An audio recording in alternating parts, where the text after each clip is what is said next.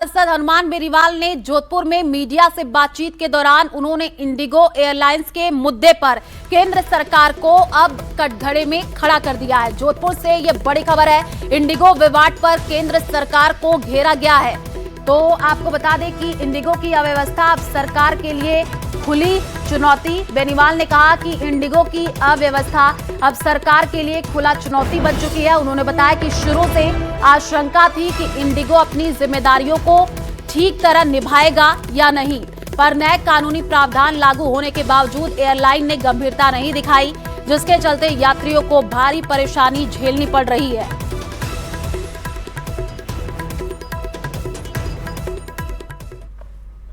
बहुत बड़ा दुर्भाग्य है। और आज जब हम जोधपुर फ्लाइट के अंदर आ रहे थे, हमें भी लग रहा था पता नहीं इंडिगो चलेगी कि नहीं चलेगी। 9 बजे तक असमंजस जैसी स्थिति है, तो सरकार को कड़ी कार्रवाई करनी चाहिए इन लोगों के खिलाफ। और जहां तक इंडिगो के क्रू और दूसरे कार्मिकों का मामला है, उसमें हम ये चाहते हैं कि कार्मिकों को सही समय पे उनकी जो भी रेस्ट, वेतन, लेकिन ये जो कानून नया बना है या जो आ रहा है, वो पहले ही डीजीसीए ने कह दिया था कि जुलाई अगस्त के अंदर ये चालू होगा। उसके बावजूद इंडिगो ने कल जो किया वो ठीक नहीं था। बहुत से लोगों की आपने देखा कि दूल्हा दुल्हन जो अपना खुद का रिसेप्शन पे नहीं पहुंच पाए, बहुत से लोग बीमार थे, क्या हालत बनी। तो इसके लिए अपन कह सकते हैं कि इंडिया के अंदर अभी भी कानून तो अपन ला रहे हैं सारी बातें, लेकिन दिल्ली में जो पार्लियामेंट चल रही है, और उस वक्त इंडिगो ने भारत की सरकार को चैलेंज किया।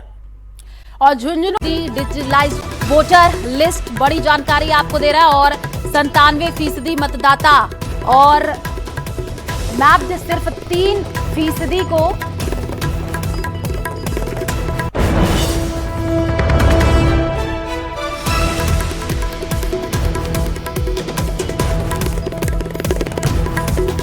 तो राजधानी जयपुर से ये जानकारी है। राजस्थान 100% डिजिटलाइज्ड वोटर लिस्ट वाला पहला राज्य बना है। सायार 2026 में बड़ी तकनीकी उपलब्धि, और 97% मतदाता मैप सिर्फ 3% को दस्तावेज देने होंगे।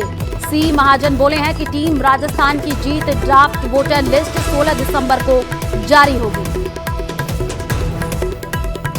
तो बड़ी खबर इस वक्त आपको बता रहे हैं, राजस्थान ने, मुझे ये बताते हुए बड़ी खुशी है कि राजस्थान ने जो इन्यूमरेशन फेज है एसआईआर का, वो प्रदेश में डिजिटाइजेशन 100% मुकम्मल कर लिया है। और इसके लिए मैं पूरी टीम राजस्थान, जिसमें हमारे बीएलओस हैं, हमारे बीएलओ सुपरवाइजर्स हैं, हमारे तमाम ईआरओस हैं, डिस्ट्रिक्ट कलेक्टर्स हैं, उनके एडीएम्स हैं, उन सबका आभारी हूँ। और सबसे बड़ा श्रेय तो मतदाताओं को जाता है, जिन्होंने हमारे बीएलओस के साथ कोऑपरेट करके जो इन्यूमरेशन फॉर्म्स हैं उनको फिलअप किया और जो जानकारियां हैं वो साझा की। हमें अपने प्रजातंत्र को सुदृढ़ करने के लिए जो एसआईआर के शेष चरण है, उसमें भी इसी तरह से भूमिका निभानी है।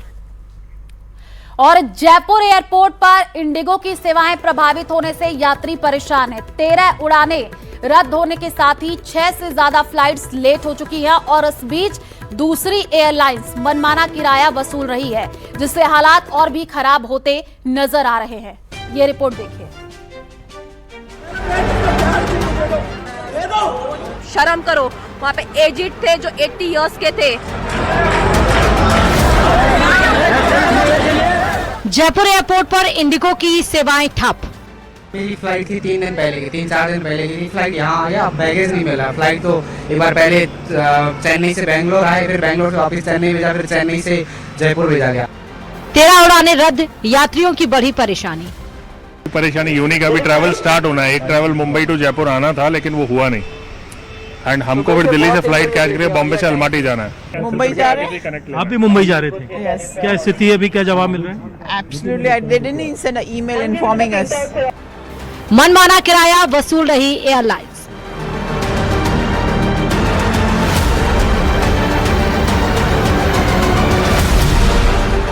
इंडिगो क्राइसिस खत्म होने का नाम नहीं ले रही है। जयपुर एयरपोर्ट पर भी संकट बना हुआ है, यात्री हैरान परेशान हैं, जबकि दूसरी एयरलाइंस इस मौके पर मनमाना किराया वसूल रही है।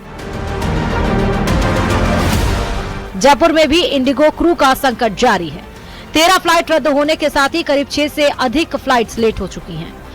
इस बीच रविवार को स्पाइस जेट की 2 फ्लाइट्स में किराया बढ़ गया है। शाम 6:15 की फ्लाइट SG 651 में किराया 37,977 रुपए और रात 11:20 की फ्लाइट SG 251 में किराया 37,977 रुपए है। हैदराबाद बेंगलुरु के लिए रविवार तक किसी भी फ्लाइट में बुकिंग फुल है। बेंगलुरु के लिए सोमवार को किराया 21,849 रुपए है। कोलकाता के लिए भी रविवार तक कोई सीधी फ्लाइट नहीं है। सोमवार को कोलकाता के लिए किराया 11,559 से 24,579 रुपए है। चेन्नई पुणे के लिए भी रविवार तक किसी फ्लाइट में बुकिंग नहीं है।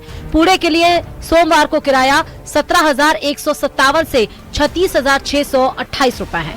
स्पाइस जेट पुणे के लिए सोमवार को 36,628 रुपए किराया ले रही है। अब जानते हैं कि किस शहर की फ्लाइट कितनी लेट हुई। देहरादून की फ्लाइट 3 घंटे, कोलकाता की 50 मिनट, जोधपुर की पौने घंटे, इंदौर की फ्लाइट 3 घंटे लेट हुई, चेन्नई की करीब 1 घंटे, अहमदाबाद की 3 घंटे लेट हुई, जबकि मुंबई की दोपहर की जो फ्लाइट है वो 1:05 पर रवाना हुई। लगाने का वेब चेक इन करते समय ये बोल रही थी अभी यहाँ पे आपका वो फ्लाइट जो कैंसिल हो गई। फ्लाइट तो कल का था वो कैंसिल हुआ, कल फिर शाम को बोला वो भी कैंसिल हुआ, सुबह आए फिर भी कैंसिल, अब शाम को आ रहे थे let's try and get a booking for tomorrow at least. अभी कोई आंसर ही नहीं है। आगे सारे होटल सब बुकड है और वहाँ इंटरनेशनल बुकिंग में कैंसिलेशन भी ऐसे पोस्टपोनमेंट होता नहीं है। तो मैं आके समझ रहा हूँ कि अब क्या हो सकता है क्या नहीं कर सकते। कोई जवाब मिल रहा है? नहीं, एजेंट के पास कोई जवाब नहीं, ऑनलाइन कोई जवाब नहीं। कल से मैं तीसरी बार आ गया हूँ यहाँ पर। वहीं जयपुर एयरपोर्ट पर 13 फ्लाइट्स का डिपार्चर रद्द हुआ। सुबह 11 बजे तक 6 फ्लाइट और 11 के बाद 7 फ्लाइट रद्द हुई, जिनमें दिल्ली, कोलकाता, हैदराबाद, पुणे, मुंबई की भी फ्लाइट्स शामिल हैं। की फ्लाइटों को लेकर के कुछ आंसर नहीं मिला कि की फ्लाइट का जवाब मिलने लगा है फिलहाल, लेकिन अभी भी जो इंडिगो काउंटर है वहां पर स्थिति यूं ही बरकरार है। कैमरा पर्सन अविनाश के साथ में अरबाज अहमद, न्यूज़ 18 के लिए जयपुर से। खाद के लिए लंबा इंतजार करना पड़ रहा है। खाद की दुकान के बाहर लंबी लंबी कतारें लगी हुई हैं। आपके टीवी स्क्रीन पर 2 तस्वीरें हैं। पहली तस्वीर अलवर के थारागाजी से है, जहां किसानों को समय पर खाद नहीं मिल पा रही है, जिसके चलते किसानों को भारी परेशानी का सामना करना पड़ रहा है। और इन दिनों गेहूं और सरसों की बुआई खेतों में हो रही है, लेकिन किसान को खाद के लिए काफी परेशानी झेलनी पड़ रही है। तो देखिए दूसरी तस्वीर चित्तौड़गढ़ से है, जहां किसान खाद के लिए बेहद ही लाचार नजर आ रहा है।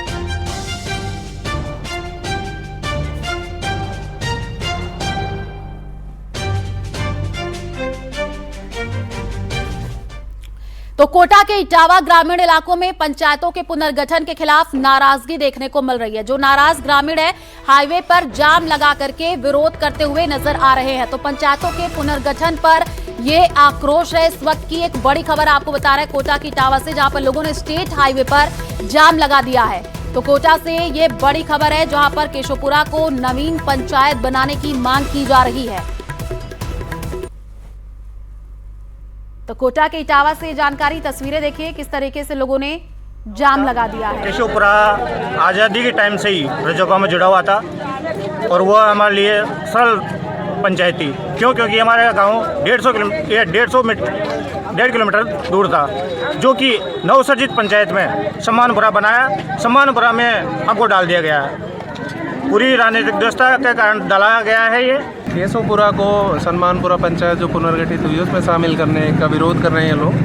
ऑब्जेक्शन का टाइम था पहले, जो नियम था, अब गजट नोटिफिकेशन हो गया, उसके बाद भी लोग आपत्ति कर दे रहे हैं। तो हम इनकी जो समस्या है वो राज्य सरकार तक पहुंचा रहे हैं लिखित में। तो देखा आपने किस हद तक लोगों का गुस्सा चरम पर है और स्पष्ट तौर पर विरोध के स्वर चारों तरफ गूंज रहे हैं। इसके बीच प्रस्ताव राज्य सरकार को भेजने की तैयारी है और अधिकारियों की तरफ से आश्वासन कि जल्द ही इस पूरे मामले में समाधान निकाला जाएगा। लेकिन वहीं ग्रामीणों की तरफ से स्पष्ट चेतावनी कि अगर हल नहीं निकला तो विरोध और आंदोलन तेज होगा, उग्र होगा और विरोध की तस्वीरें चरम पर होंगी। हिमांशु मित्तल, न्यूज़ 18, कोटा। और राजस्थान की राजनीति में जुबानी जंग तेज हो गई है। मुख्यमंत्री भजनलाल शर्मा ने श्री गंगानगर की धरती से कांग्रेस पर निशाना साधते हुए शुक्रवार को कहा था कि एक पूर्व मंत्री जेल से बाहर आए हैं और दूसरा जेल जाने की तैयारी कर रहा है। इस बयान पर कांग्रेस प्रदेशाध्यक्ष गोविंद सिंह डोटासरा ने शनिवार को पलटवार करते हुए कहा, भेजो, कौन रोक रहा है? आप तो पूर्व मुख्यमंत्री को भी भेजने वाले थे। मैं तो कब से तैयार हूं, मैं तो मंत्री रहा हूं, मुझे भी जेल भेजो।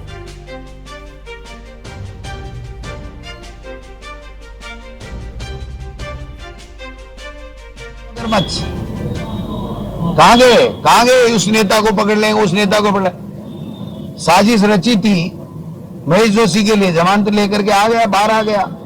कोर्ट ने कहा क्यों जबरदस्ती कर रहे हो इसमें? आप तो पूर्व मुख्यमंत्री को भी भेज रहे थे और मैं भी मंत्री रहा हूं, तो मैं तो तैयारी कर रहा हूं भैया कि कब भेजेंगे, कब मगरमच्छ पकड़ेंगे। ये बेईमान लोग हैं, झूठे लोग हैं, लोगों को भ्रमित करके वोट लेते हैं। 2 साल में तो इनसे मच्छर ही पकड़ा नहीं गया। अब जेल जाएंगे, फलाना जाएंगे, पूछड़ा जाएंगे, कुछ नहीं जाएंगे, ये खुद ही जाएंगे, आप देखना। की बड़ी खबर आपको बता दें, बीजेपी प्रदेश पदाधिकारी की कल बैठक होने वाली है। पार्टी के प्रदेश कार्यालय में सुबह 10 बजे बैठक होगी। प्रदेश अध्यक्ष सीएम भजनलाल शर्मा बैठक में मार्गदर्शन करेंगे। पार्टी के नवनियुक्त पदाधिकारी बैठक में शामिल होंगे। कल दोपहर सोशल मीडिया इन्फ्लुएंसर की कार्यशाला होगी। दुर्गापुरा कृषि अनुसंधान केंद्र में यह कार्यशाला होगी। पार्टी से जुड़े बड़ी संख्या में मीडिया इन्फ्लुएंसर और पदाधिकारी इसमें शामिल होंगे। तो बड़ी खबर है राजधानी जयपुर से, बैठक में मदन राठौड़ भी मौजूद रहेंगे। कल 10 बजे एक अहम बैठक होने जा रही है। पार्टी के नवनियुक्त पदाधिकारी इस बैठक में शामिल होंगे। तो बीजेपी प्रदेश पदाधिकारी की कल बैठक होने जा रही है। राजधानी जयपुर से इस वक्त की बड़ी खबर। तो बीजेपी प्रदेश पदाधिकारी की कल बैठक सुबह 10 बजे का वक्त होगा जब ये बैठक होगी और पार्टी के नवनियुक्त पदाधिकारी इस बैठक में शामिल होंगे।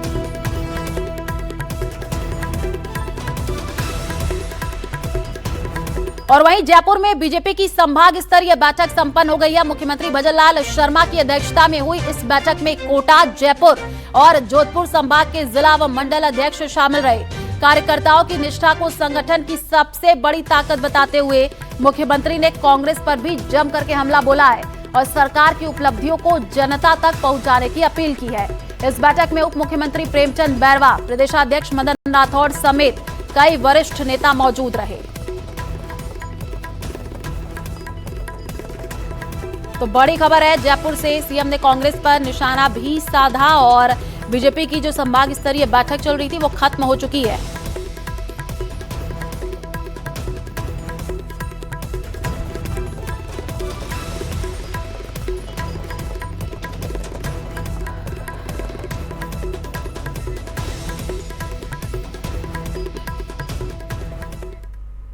तो बाड़मेर के गुड़ामलानी एसडीएम कार्यालय के बाहर उस वक्त हंगामा हो गया जब बीजेपी के पंचायत समिति प्रधान बिजलाराम चौहान और एसडीएम केशव कुमार मीणा के बीच जोरदार बहस हो गई।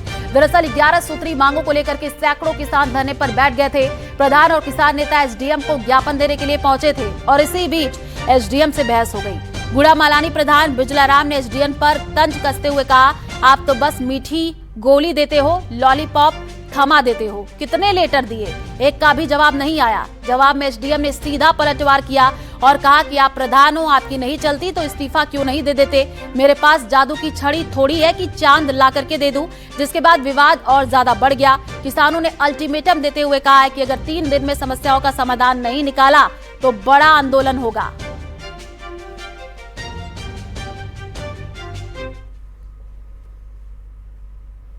हम तो ये कह रहे हैं किसान आपको याद करे कि भाई ऐसा अधिकारी आया था, अच्छा काम करके गया। याद हमारा काम चुनाव लड़ना नहीं है, हमें तो चुनाव, अरे हमारा काम, अरे साहब चुनाव का लड़ना नहीं लड़ना, हम हमारा काम कर रहे हैं। मैं किसी पे एहसान नहीं कर रहा, कोई काम करके वो हमारी ढूंढ सकता है।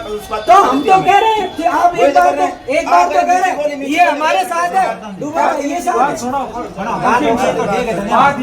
तरीका उधर बात करने का, तरीका तो कब से कर रहे हैं। सर आते क्यों मेरे पास? अरे भाई जो क्षमता में वही तो बताऊंगा नहीं। तो मैं ये कह रहा हूँ चांद लाकर मेरे को दे दो, मैं कहाँ से चांद दूंगा आपको? तो कौन से और बात करते हो ऐसे? आपको मैंने जो नोटिस दी है आप भी मेरी बात करो, प्रहलाद जी मेरी बात सुनो। आप ईमानदारी से बताओ।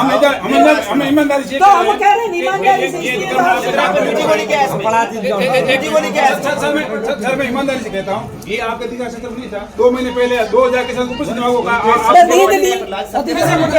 आपने कहा था ये प्रकृति विभाग की जमीन आपके वहाँ पर पट्टे हैं। आपकी 2 बातें आ गई, ये कैसे आगे 2020 में आपने कहा था ये प्रकृति विभाग की जमीन है। तो कोटपुतली बारोड़ के बासूर में हरसौरा बाईपास के पास खड़ी जेसीबी मशीन पर हमले का मामला सामने आया है। उधारी के पैसे के विवाद ने इतना गंभीर रूप ले लिया कि आधा दर्जन से ज्यादा लोग मौके पर पहुंचे हैं। खड़ी जेसीबी में जम करके तोड़फोड़ कर दी है। ये पूरी वारदात पास लगे सीसीटीवी कैमरे में कैद हो गई। जेसीबी मालिक विजय चौधरी के मुताबिक सुरेश सिंह से उधार दिए पैसों की मांग करने पर विवाद बढ़ा है, जिसके बाद सुरेश सिंह के बेटे जीतो सिंह अपने साथियों के साथ हथियार और पत्थरों से जेसीबी में तोड़फोड़ कर दी। जिस वक्त ये तोड़फोड़ की गई है उस समय जेसीबी में ड्राइवर मौजूद था, लेकिन वो किसी तरीके से बाहर निकल करके बच गया। मशीन के आगे के शीशे तोड़ दिए गए हैं, केबिन के अंदर पत्थर फेंके गए हैं, फोन पर जान से मारने की धमकी देने का भी आरोप लगाया है। गाँव का है राजपुर का, तो उससे मेरी लेन देन थी व्यवहार की 1 लाख रुपए बच्चे की शादी की उन्होंने, और उसको मैं कहा मेरे पैसे दिला दो, मैं तेरे इलाज करा दूंगा, आज भी 2 मिनट रुक। तो उसके घर से उनके बच्चों को बुला के और 5-7 लोगों को बुला के मेरे साथ मारने की धमकी, मेरे जेसीबी सारी शीशे तोड़ दिए और तोड़फोड़ की भयंकर, और खूब पत्थर फेंके।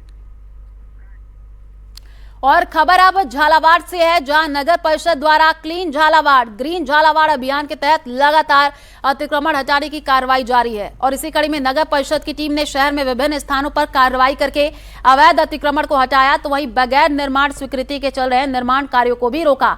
अतिक्रमियों को नोटिस जारी किए गए हैं। मामले में नगर परिषद टीम ने शहर की गोविंद धाम कॉलोनी, गोविंद धाम विस्तार, लक्ष्मी नगर, गोपालपुरा रोड, हल्दी घाटी रोड पर 2 कॉलोनियों में कार्रवाई की है। और इससे पूर्व मामा भांजा चौराहे से रूपनगर तक सर्विल लाइन को अतिक्रमण मुक्त किया गया। वहीं सिटी 4 लेन के सर्विस लेन के नालों पर किए गए अतिक्रमण को भी हटाया गया है।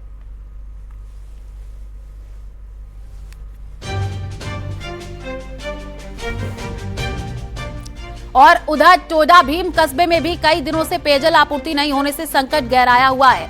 नलों में पानी नहीं आने से कस्बे वासियों को भारी परेशानी हो रही है। कस्बे के जुंगापाड़ा, सेठपाड़ा, जोशीपाड़ा, बैरवा, बस्ती सहित कई मोहल्ले में पेयजल आपूर्ति बाधित है। हालांकि विभाग द्वारा टैंकरों से पेयजल आपूर्ति की जा रही है, लेकिन टैंकरों से की जा रही आपूर्ति नाकाफी साबित हो रही है।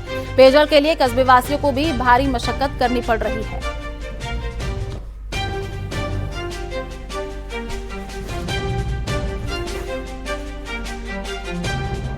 जोधपुर एम्स अस्पताल के सामने स्थित श्रीजी गार्डन में विवाह समारोह के दौरान बड़ा हादसा टल गया है।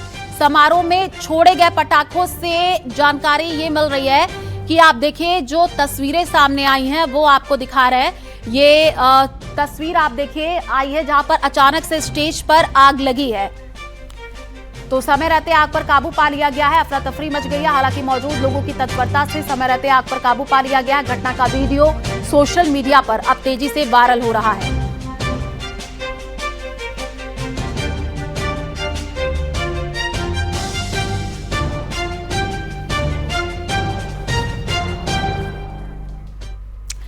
अलवर जयपुर रोड वाया भरथरी पर रविवार सुबह रोमांच और खतरे का नजारा साथ साथ देखने को मिला है। सरिस्का के मशहूर टाइगर ST 2304 और टाइगर ST 9 अचानक सड़क के बीचों बीच आकर के बैठ गए।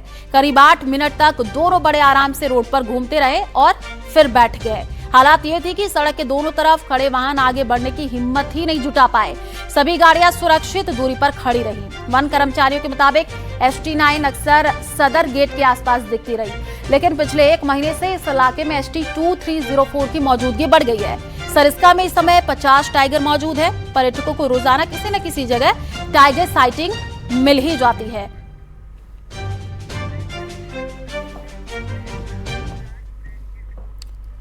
और खबरों का सिलसिला जारी रहेगा। यहाँ रुकते एक छोटे से ब्रेक के लिए। ब्रेक के बाद आपको